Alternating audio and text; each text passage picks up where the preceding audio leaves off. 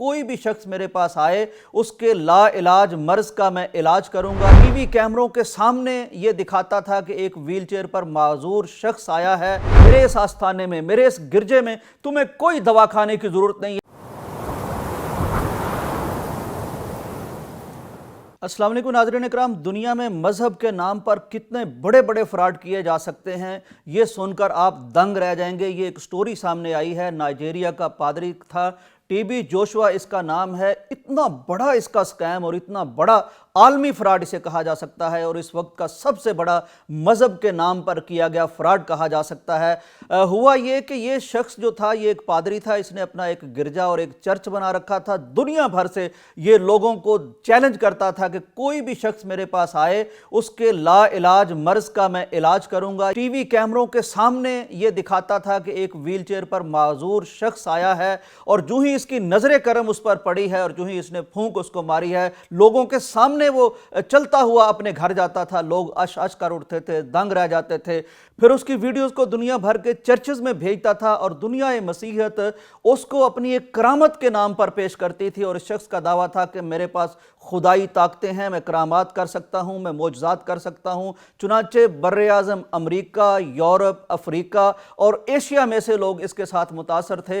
इतनी दौलत और इतना मौसर शख्स था, आप अंदाज़ा कीजिए कि जब नाइजीरिया के टीवी ने इसकी नशरियात बंद की तो इसने अपना आलमी टीवी चैनल खड़ा कर लिया और डिजिटल यानी सोशल मीडिया पर कई लाख लोग इसको देखते थे और ये इसके दावे थे। लेकिन अब जो बीबीसी ने स्टोरी मुनकशफ की है वो इस तरह है कि ये सारा कुछ फ्रॉड था, जालसाजी थी। किस तरह करता था, मुख्तलिफ लोगों ने अपना नाम, अब भी लोग इससे डरते हैं, अपना नाम जाहिर नहीं करना चाहते, तो मुख्तलिफ लोगों ने इसकी स्टोरीज बयान की हैं। उसमें से एक ये इसकी करिश्मा साजी या जालसाजी सामने आई है कि वो गरीब लोगों को अदाकारी के लिए पैसे देते थे, वो मरीज बन के व्हील चेयर पर बैठ कर आते थे, उसकी निशानियां इसको बता दी जाती थी और कपड़े बता दिए जाते थे। चुनांचे वो ऐसे शख्स को जब कहता था कि तुम जो भी कहता था जब पढ़ता था तो वो उठ के खड़ा हो जाता था और दुनिया हैरान रह जाती थी। एक जालसाजी इस तरह से करता था कि जितने भी मरीज इसके पास आते थे उन सब की पर्चियां देखता था कि कौन सी दवा खा रहे हो।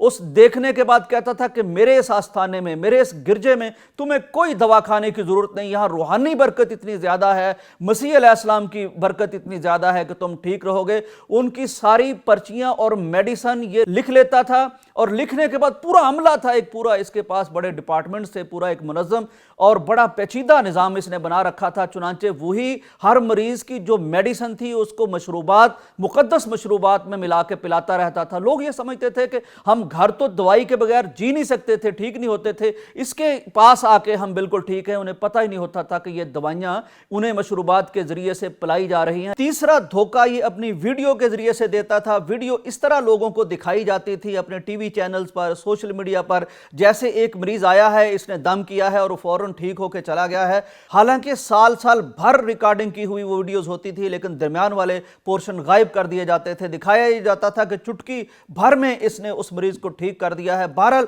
वो सारे के सारे लोग अब मान गए हैं, उन्होंने ये राज इफ्शा कर दिया है कि सारा फ्रॉड था, जालसाजी थी। उसमें बाज़ लोगों का कहना यह है कि हम इसलिए कर रहे थे, चले ये चर्च की तरफ लोग आ रहे हैं, मजहब की तरफ लोग आ रहे हैं। आज भी पाकिस्तान में भी अगर आप देखिए तो बेशुमार ईसाइयत के चैनल्स काम कर रहे हैं, उनके शफाइया इज्तिमाआत काम कर रहे हैं। मुसलमान भी अल्लाह ताला माफ फरमाए उनके पास इलाज के लिए जाते हैं, हालांकि उनके पास अपने अदाकार होते हैं जो हदायतकारी पर इस तरह की चीजें दिखाते हैं कि हम ठीक हो गए हैं। नाज़रीन इकराम, मैं तो यहां तक कहूंगा कि ईसाइयत के साथ ये कोई फ्रॉड खास नहीं है। आज मुसलमानों में भी ऐसे बेशुमार बहरूपिये फ्रॉडिये मौजूद हैं, वो बेशक पीरों की शक्ल में हो, वो मौलवियों की शक्ल में हो, वो किसी भी शक्ल में हो, वो जादू जिन्नात के नाम पर काम कर रहे हों। बहरहाल इसमें कोई शक नहीं कि दम करवाया जा सकता है, रूहानी इलाज करवाया जा सकता है।